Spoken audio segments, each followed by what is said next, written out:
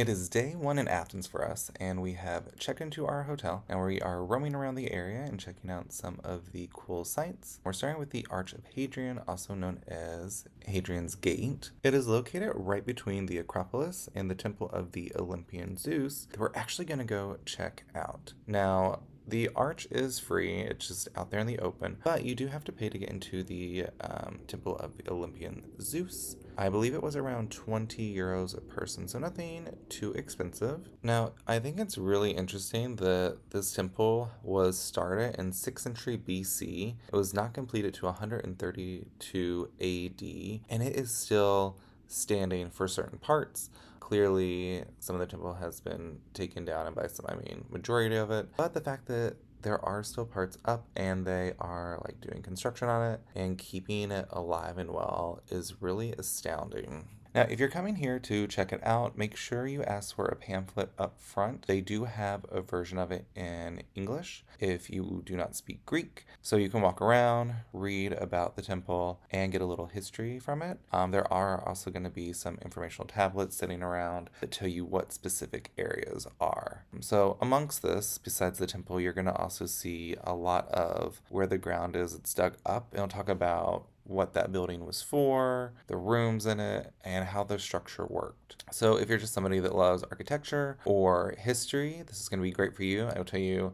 I was never a big history fan, but this stuff is extremely interesting and it just really puts, I think, the world into perspective, especially for me, because this was our first overseas trip for myself. It also can be very hot outside and there's not a ton of shade, so take that into account when you are looking at going here.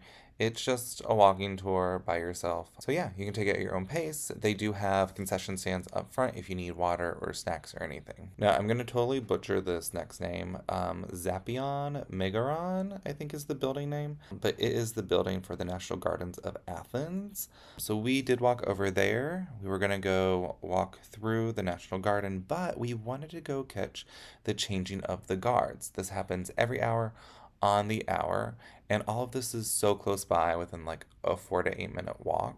So we did run over there to catch that instead. Now, I'm not going to play the full video of the National Guard changing, but if that's something you would like, let me know and I can put up the full video for you. When they come in, you see they are dressed in traditional Greek guard wear. Now, the changing of the guard takes place at the Tomb of the Unknown Soldier, which is a war memorial located in the Syntagma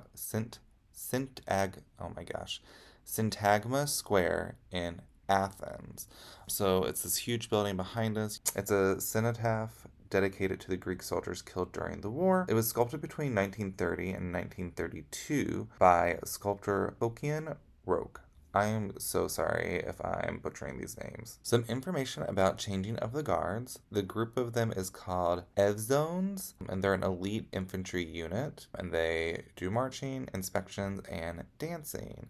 So the uniforms are inspired by Greek battles. They're very intricate, and including the Independence War and Balkan Wars. The uniforms include a white fustanella, so the kilt, a hand-embroidered vest, a red cap with a black tassel, and handmade leather shoes with 120 nails. Now, you'll see the main soldier going through and kind of adjusting some of the headgear and their clothing. And my best guess is, so those are probably officers who have been doing this for a while and they're just making sure that everything is pristine and precise, because the Evzones are volunteers from the Hellenic Army's Infantry Corps, and they have to be at least 6 feet 2 inches tall in order to participate here. Now, I think it's really interesting, some of the movement, because it does reflect dance, are steps very similar to what you would see in ballet.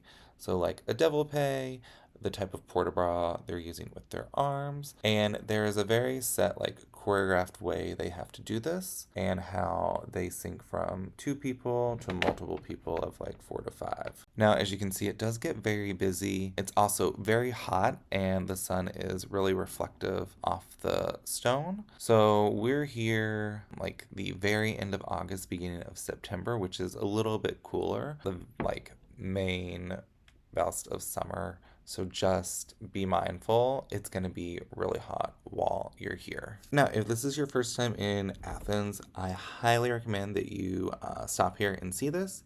It was a great experience, and I think everybody should at least see it once in their life, as well as going to the Arch of Hadrian and seeing the Zeus temple. So, all of those things are some recommendations for us. It was really hot out, so we went and grabbed dinner after this and went back to the hotel room to relax because we flew out at night and we've been up for a very long time. Tomorrow we're going to be checking out the Acropolis and the museum, doing all the fun touristy things. So make sure you come back and watch that video, see our day number 2 in Athens. If you're not already subscribed, please make sure you go down below, hit that button. We'd love it, and you'll stay up to date whenever we post our new videos. And of course, like this video, we appreciate it. And if you have any questions, comments, concerns, drop them down below and we will get back to you with them. Otherwise, have a magical week and we will see you later. Bye.